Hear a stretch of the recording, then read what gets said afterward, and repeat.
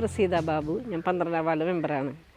അപ്പോൾ ഞാൻ കയറിയിട്ട് ഇപ്പോൾ 2020 ഡിസംബർ 21 തീയതിയാണ് നമ്മൾ മെമ്പറായിട്ട് സത്യപ്രതിജ്ഞ ചെയ്തത്. അപ്പോൾ നമ്മൾ ആദ്യം വോട്ട് ചോദിച്ച് ഈ ഭാഗത്തൊക്കെ വന്നപ്പോൾ ഇവിടെ ഇവിടെ തോടാണ്. തോടിൻ്റെ മുകളിൽ കൂടി നമ്മൾ റോഡ് വരുത്തിയേക്കണത്. അപ്പോൾ അന്ന് ഈ ചെളിയിൽ കൂടെയൊക്കെ ചവിട്ടിയാണ് ഞങ്ങൾ ഇവിടങ്ങളിലൊക്കെ വോട്ട് ചോദിച്ചിരുന്നത്. അപ്പോൾ വോട്ട് ചോദിച്ചത് അറ്റത്ത് ചെന്നപ്പോൾ അവിടുത്തെ ചേച്ചിയൊക്കെ ആവശ്യപ്പെട്ടത് ഞങ്ങൾക്ക് എങ്ങനെ മോൾക്ക് വോട്ട് ചെയ്യുക, ഞങ്ങൾക്ക് ജയിച്ച് കഴിഞ്ഞാൽ ഞങ്ങൾക്കൊരു വഴി വേണം എന്നുള്ളതാണ് അവരാദ്യം പറഞ്ഞത്. അതുപോലെ തന്നെ അപ്പോൾ ബ്ലോക്ക് മെമ്പറും ജില്ലാ മെമ്പറും ഞാനും കൂടിയാണ് പോയി വോട്ട് ചോദിച്ചത്. അതുപോലെ തന്നെ നമ്മൾ ജയിച്ചപ്പോൾ ഏറ്റവും ആദ്യം ഫസ്റ്റ് നമ്മുടെ വാർഡിൽ പണിതത് ഈ റോഡാണ്. അതവർക്ക് ഇവിടെ ഒരുപാട് വർഷത്തെ പ്രയത്നം കൊണ്ടാണ് നമുക്കിങ്ങനെ റോഡ് വരുത്താൻ പറ്റിയത്. അപ്പോൾ അതിലവർ ഭയങ്കര സന്തുഷ്ടരാണ്. പക്ഷെ നമുക്ക് പൂർത്തിയാക്കാൻ പറ്റിയില്ല. 3 സംയുക്ത പ്രോജക്റ്റായിരുന്നു.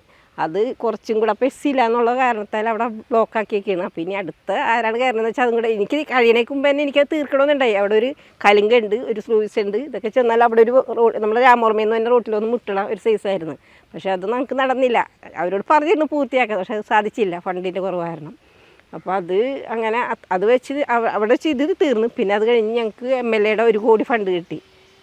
അത് SC-ക്കുള്ളത് തന്നെയാണ്. അത് SC അത് ഇത്തിരി കൂടെ നീങ്ങിയിട്ടാണ്. അപ്പോൾ അവിടെ കുറേ വർക്കുകളൊക്കെ നടന്നുകൊണ്ടിരിക്കുകയാണ്. ഗുണഭോക്താക്കൾക്ക് പ്രോജക്റ്റായിട്ട് വീട് മെയിൻ്റെനൻസ്, കക്കൂസ് മെയിൻ്റെനൻസ്, വാട്ടർ ടാങ്ക്, പിന്നെ റോഡ്, അങ്ങനെ ഒരുപാട് പ്രവൃത്തികൾ ഇപ്പോൾ നടന്നുകൊണ്ടിരിക്കുകയാണ്. അത്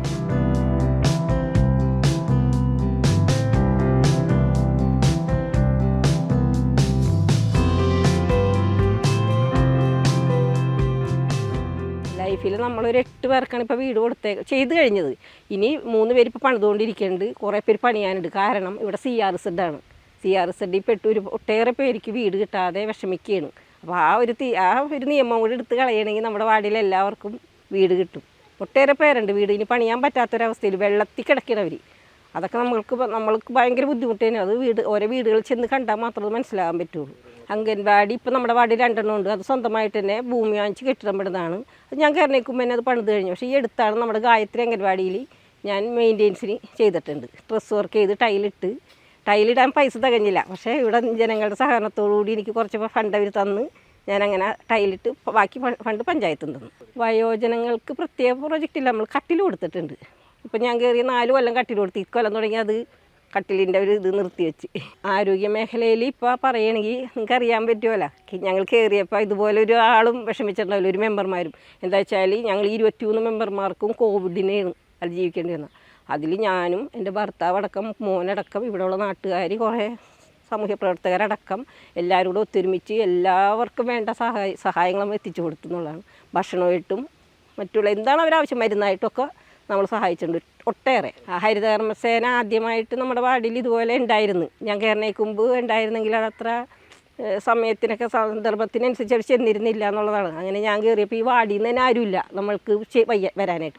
6ാം വാർഡിൽ നിന്നും മറ്റേ 16ാം വാർഡിൽ നിന്നുള്ള മെമ്പർമാരാണ് നമ്മുടെ വാർഡിലെ എല്ലാ ആൾക്കാരും വന്നേക്കുന്നത്. 2 ഹരിതകർമ്മസേനകൾ വന്ന് ഇപ്പം നല്ല ഇതിലാണ് പോകണം. കുറേ പേരെയൊക്കെ നമ്മൾ അതിദരിദ്രയിൽ കുറച്ച് പേരെ പെടുത്തിയിട്ടുണ്ട്.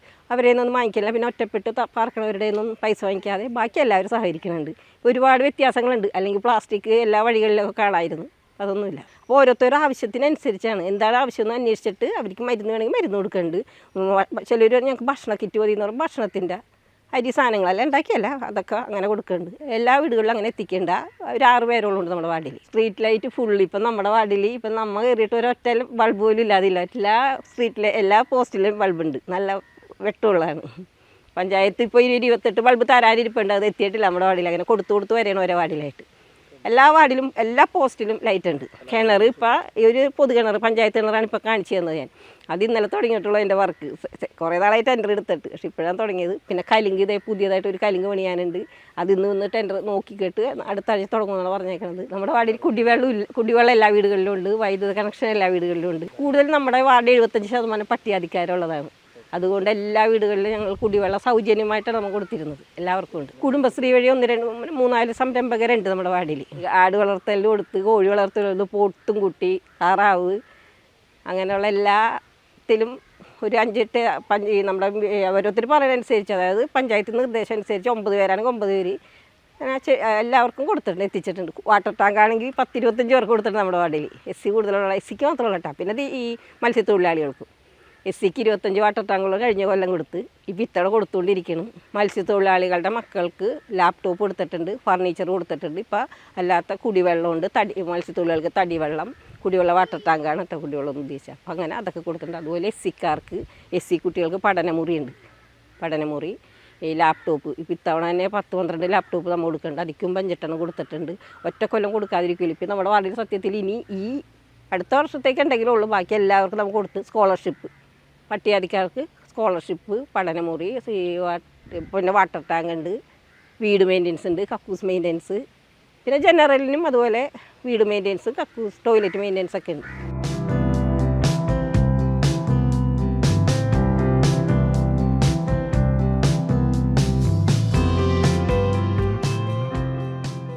കടവാരം ബ്രദേഴ്സ് എന്ന് പറഞ്ഞുകൊണ്ട് ഒരു സംഘടന ഉണ്ടായി. അവർ അത് ഉദ്ഘാടനം ചെയ്യാൻ എന്നെ വിളിച്ചിരുന്നു.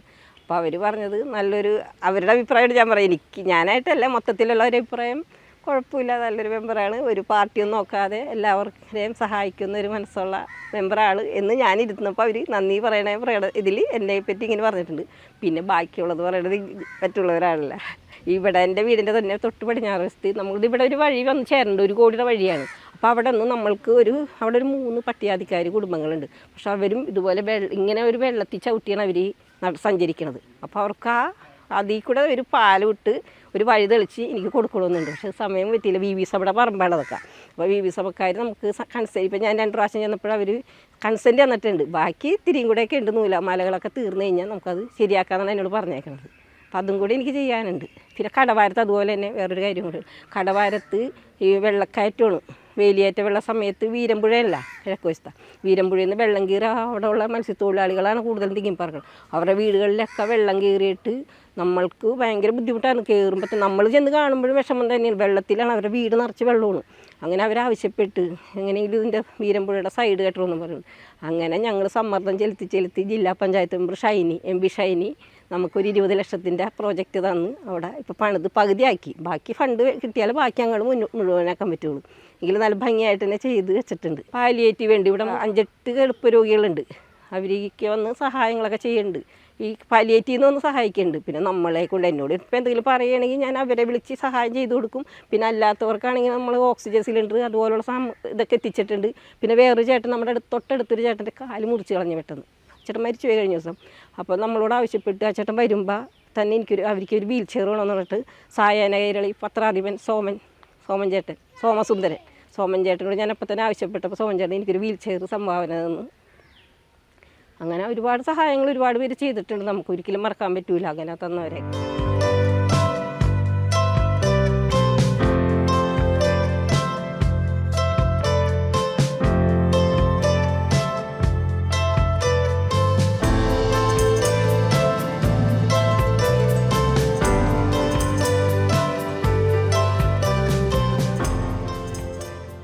തൊഴിലുറപ്പ് തൊഴിലാളികൾ ഇപ്പോൾ നമ്മളുടെ പഞ്ചായത്ത് തരിശുരഹിത പഞ്ചായത്താക്കുന്നതിൻ്റെ ഭാഗമായിട്ട് ഇങ്ങനെ ഇതായിട്ട് ഒഴിഞ്ഞു കിടക്കുന്ന പറമ്പുകളിലൊക്കെ കൃഷി ചെയ്ത് അത് നിലമൊരുക്കി കൃഷി ചെയ്ത്.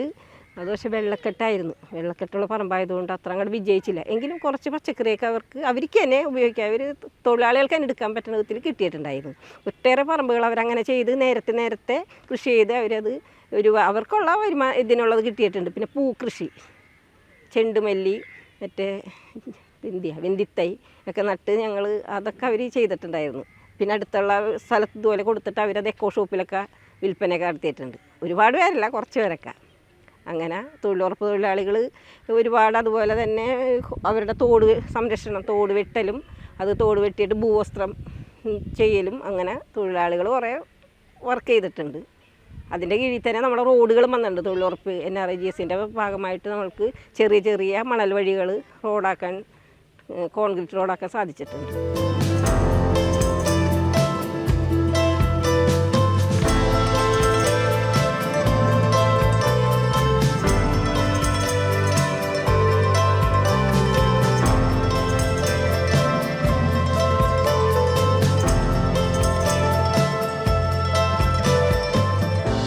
ഇപ്പോൾ ഞാൻ വാർഡ് മെമ്പറായി നമ്മൾ ഒരുപാട് പേരോട് ആവശ്യപ്പെട്ടതനുസരിച്ച് MLA നമ്മൾ ഉണ്ണികൃഷ്ണൻ MLA 1 കോടി ഫണ്ട് SC ഫണ്ട് ആയിട്ട് തന്നിട്ടുണ്ട്. അത് അംബേദ്കർ സമഗ്ര വികസനം എന്ന് പറഞ്ഞതാണ് SCക്ക് സമഗ്ര വികസനത്തിന് വേണ്ടിയിട്ട് തന്നിട്ടുണ്ട്. പിന്നെ ഷൈനി ഈ റോഡ് പണിയാൻ ഷൈനി തന്നിട്ടുണ്ട്. 20 ലക്ഷം വീരമ്പുഴയുടെ അരയത്തിക്കടവ് ഭാഗത്ത് തന്നിട്ടുണ്ട്. അങ്ങനെ പിന്നെ ബ്ലോക്ക് മെമ്പർ ജയൻചേട്ടൻ സഹായിച്ചിട്ടുണ്ട്. പിന്നെ പഞ്ചായത്ത്, പിന്നെ അതുകൂടാതെ അംഗൻവാടിക്ക് വേണ്ടി എനിക്ക് കുറേ പേരോട് ഞങ്ങൾ പിരിവെടുത്ത് അവരെന്നെ സഹായിച്ചിട്ടുണ്ട്. അംഗൻവാടി മെയിൻ്റെനൻസിന് ബാക്കി ഫണ്ടിന് വേണ്ടി. എല്ലാവരോടും ഈ നാട്ടുകാരോടൊക്കെ നന്ദിയുണ്ട്. എന്നെ വിജയിപ്പിച്ച എല്ലാവരോടും നന്ദി.